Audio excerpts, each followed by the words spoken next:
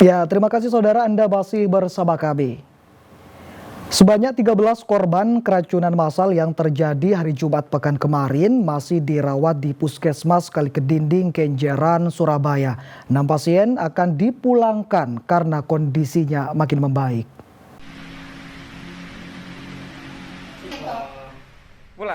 Hingga Minggu pagi masih ada 13 korban keracunan masakan daging kurban yang dirawat di Puskesmas Kalikedinding, Kenjeran. Kondisi mereka berangsur pulih, bahkan 6 orang akan diizinkan pulang. Ernawati, salah seorang korban, mengaku kondisinya telah membaik setelah 2 hari dirawat di Puskesmas. Dirinya bersama 2 anaknya menjadi korban keracunan setelah mengonsumsi sate gulai dan krengsengan. Ernawati dan korban lainnya sempat mengalami pusing, mual, muntah, dan diare. Bu, saat ini kondisinya seperti apa, Bu? Kondisinya alhamdulillah sudah membaik. Kemarin datang ke sini keluhannya apa? Keluarnya diare, muntah, pusing, sama mual. Dirawat di sini sudah berapa hari? Sudah 2 hari. 2 hari ini. Hari ini rencana pulang atau gimana? Hari ini rencana mau pulang. Bu, sudah sehat ya? Iya, Bu, kemarin itu Ibu makan apa aja sih, Bu? saya makan sate sama krengsengan. Ini satu sama krengsengan. Iya, Setelah itu berapa jam kemudian baru kerasa? Jam 3 subuh itu langsung terasa saya. Untuk pagi ini 13 orang, Pak. 13 pasien yang dirawat di Puskesmas Tanah Kalikedinding. Nah, kondisinya seperti apa? Untuk kondisi alhamdulillah keluhannya sudah membaik. Insya Allah ini 6 orang bisa pulang hari ini. Sebelumnya sejak hari Jumat kemarin total ada berapa pasien yang dirawat di Kalikedinding ini? Total ada 15 pasien. Oke.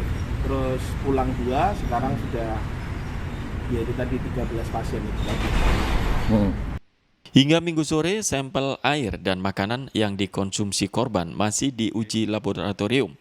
Sebelumnya, 71 warga Kalilomlor, Kalikedinding, Kenjeran hari Jumat 30 Juni kemarin menderita keracunan usai menggelar makan bersama olahan daging kurban, diantaranya sate, gulai, dan krengsengan. Namun selang beberapa jam mereka mengeluh sakit pusing, mual, dan muntah-muntah serta diare. Selain dirawat di Puskesmas Kalikedinding, sejumlah korban juga dirawat di Rumah Sakit Suwandi, Rumah Sakit UNER, dan Rumah Sakit Mitra Keluarga. Dari Surabaya, Ari Purwanto melaporkan. Saudara, sebuah truk kontainer yang melaju kencang tersangkut jembatan viaduk atau jalur kereta api di atas Jalan Raya Bubutan, Surabaya, Sabtu malam. Akibatnya saudara, sebagian material jembatan ambrol menimpa mobil yang melintas hingga kacanya pecah. Sebuah truk bermuatan kontainer tersangkut saat melintas di bawah jembatan viaduk atau jalur kereta api di atas Jalan Raya Bubutan, Surabaya, Sabtu malam. Truk bernopol L9955UA yang dikemudikan Mulyono ini tersangkut dengan posisi di tengah jalur. Kerasnya benturan membuat sebagian jembatan retak dan materialnya berjatuhan menimpa minibus nopol S1081JT yang dikemudikan Haryono. Korban mengatakan saat itu dirinya melintas searah dengan laju truk kontainer. Tiba-tiba truk tersangkut hingga reruntuhan material jembatan memecahkan kaca mobilnya. Saya itu kan dari arah sana, saya kan sebelah kanan. Nah, kontainer itu posisi di tengah dengan kecepatan tinggi. Lah saya pas tang samping saya kaget kok langsung ada reruntuhan batu beruak gitu. Saya gas agak cepat, tapi batunya sudah jatuh semua, cor-coran itu sampai besi-besinya sampai putus semua itu, saking kecepatannya tinggi gitu. Sementara menurut Ahmad, saksi mata, truk logistik itu melaju kencang, diduga sopir tidak hati-hati hingga truk menabrak bagian bawah viaduk dan tersangkut. Tiba-tiba mobil itu agak cepat jalannya itu, sehingga menabrak jembatan, sehingga serpian dari batu-batu itu sampai kanan ke kiri itu. Saking kerasnya itu sampai nyantol ke memutuskan cor-coran yang di bawah jembatan itu. Pak, dari kejadian tadi Pak, ada lihat orang terkena, ada korban atau bagaimana? Kalau yang selama ini yang ketahui itu cuma ada korban mobil putih ya, hancur yang depannya kacanya itu. Akibat peristiwa itu lalu lintas di kawasan Tugu Pahlawan tersendat. Petugas mengerahkan satu kendaraan forklift untuk mengevakuasi truk kontainer. Selamat Riyadi melaporkan dari Surabaya. Gunung Semeru di Lumajang kembali memuntahkan banjir lahar dingin usai kawasan tersebut diguyur hujan deras. Akibatnya 5 orang terjebak banjir lahar dingin.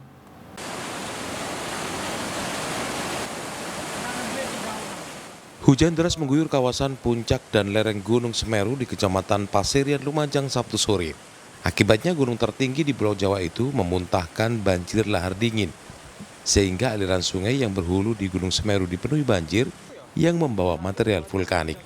Akibatnya 5 orang terjebak banjir, 2 diantaranya warga, sisanya sopir truk penambang pasir.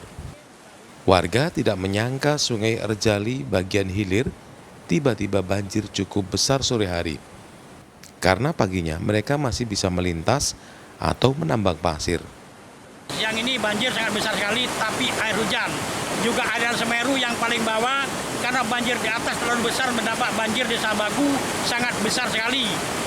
Ketinggian 2 meter, lebar kiri kanan 50 meter air. Dampaknya apa ini Pak? Dampaknya air hujan sangat besar di atas.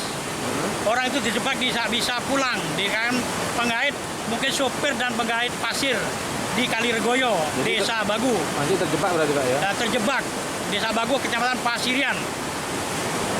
Banjir mulai siang hari ini yang besar, tingginya 2 meter, lebar kiri kanan 50 meter. Akhirnya orang tidak bisa melintas ke timur sungai, dikarenakan air sangat besar sekali.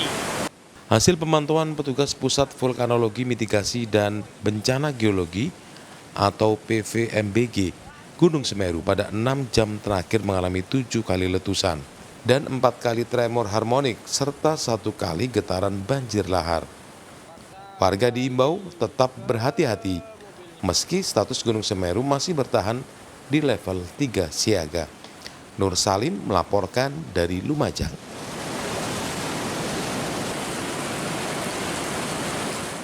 Saudara, banyak cara dilakukan polisi untuk menyadarkan pelaku kriminal. Selain tindakan tegas hukuman penjara, upaya personal yang menyentuh hatinya diharapkan bisa membuat jera.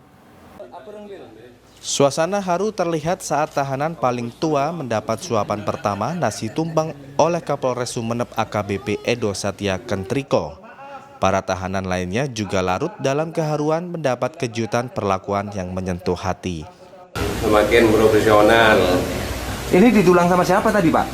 Pak Pak Kapolres. Pak Kapolres. Nah, seperti apa rasanya Pak ditulang Pak Kapolres? Enak.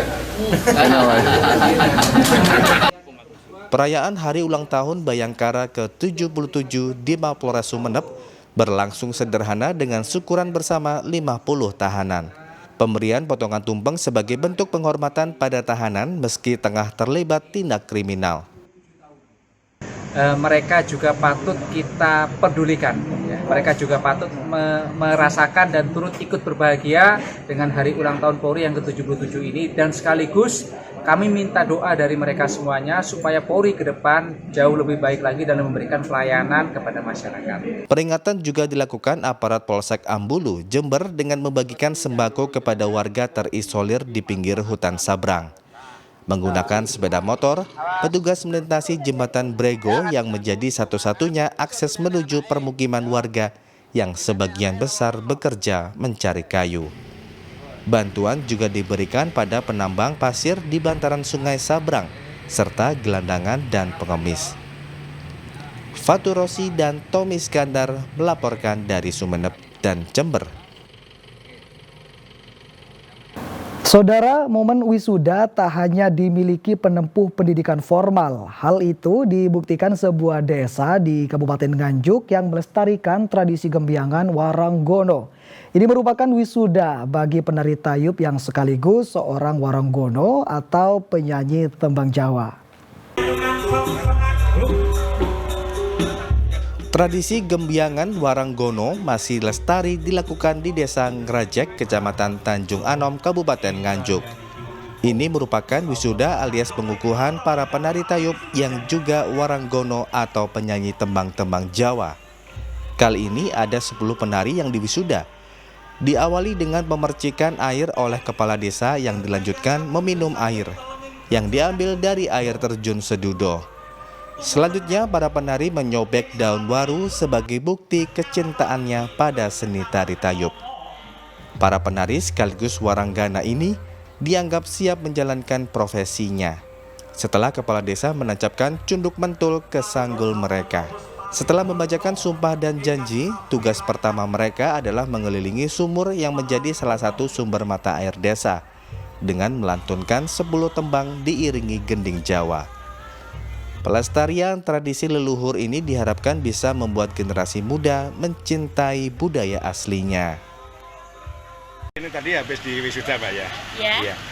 Bagaimana perasaannya, Pak? Perasaannya senang, Pak, karena setelah ini kan kita sah ya, jadi bisa menerima job ke depannya. Berapa banyak, Pak, tadi yang di wisuda? 10 orang. 10 orang. Apakah setiap tahun ini memang ada wisuda seperti ini, Pak?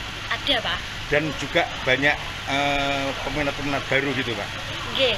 Seni budaya tari Waranggono ini bisa muncul, akhirnya berkembang sampai yang di Tuban, di Bojonegoro itu menurut leluhur, sesepuh juga pariwisata itu masih di bawahnya sini. Di bawah sini. Jadi punjer Waranggono memang nganjuk sini. Ada di Ngrajek sini, Pak, ya? Ngrajek sini. Gembiangan Waranggono ini dilaksanakan setahun sekali pada bulan besar atau Zulhijjah. Dinas Pariwisata Nganjuk berupaya mengangkat tradisi ini ke kancah nasional agar semakin dikenal dan tetap lestari. Danu Sukendro melaporkan dari Nganjuk. Saudara, mengisi libur panjang, Puncak B29 patut menjadi alternatif tempat yang Anda kunjungi saat di Lumajang. Berada di ketinggian 2.900 meter di atas permukaan laut, tempat ini menyuguhkan panorama Gunung Semeru dan Gunung Bromo, bagaikan berada di atas awan negeri dongeng.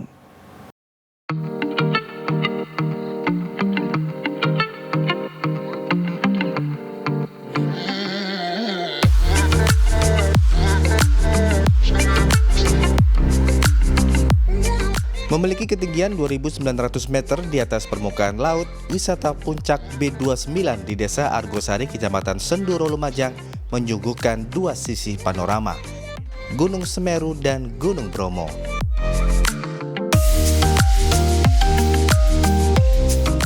Di balik sejuknya udara dingin di puncak bukit, Anda akan merasakan sensasi berada di atas kerajaan awan. Keindahan wisata ini semakin nampak saat matahari terbit. Puncak bukit diselimuti hamparan awan bagaikan berada di negeri dongeng. Pagi ini cuacanya sangat cerah dan suasana di B29 sangat luar biasa pemandangannya ya. Ini pemandangan yang sungguh sangat eksotik. Kita berada di di atas awan ya, istilah yang sudah populer.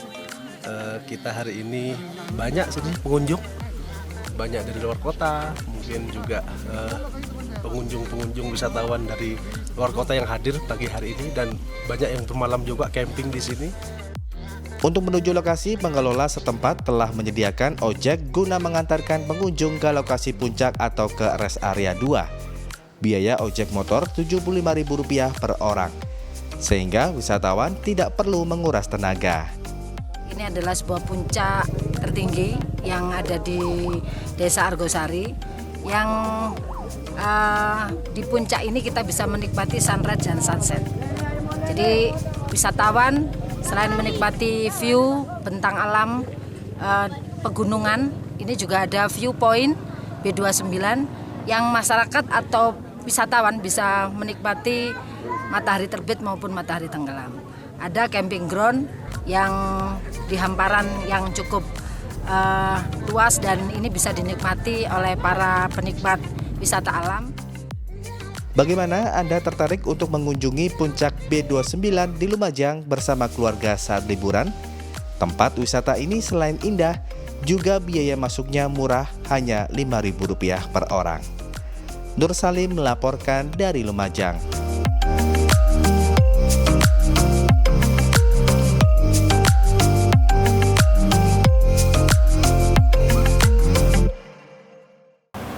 Ya, saudara, informasi tadi sekaligus mengakhiri kebersamaan kita di Liputan 6 SCTV dari Jawa Timur hari ini.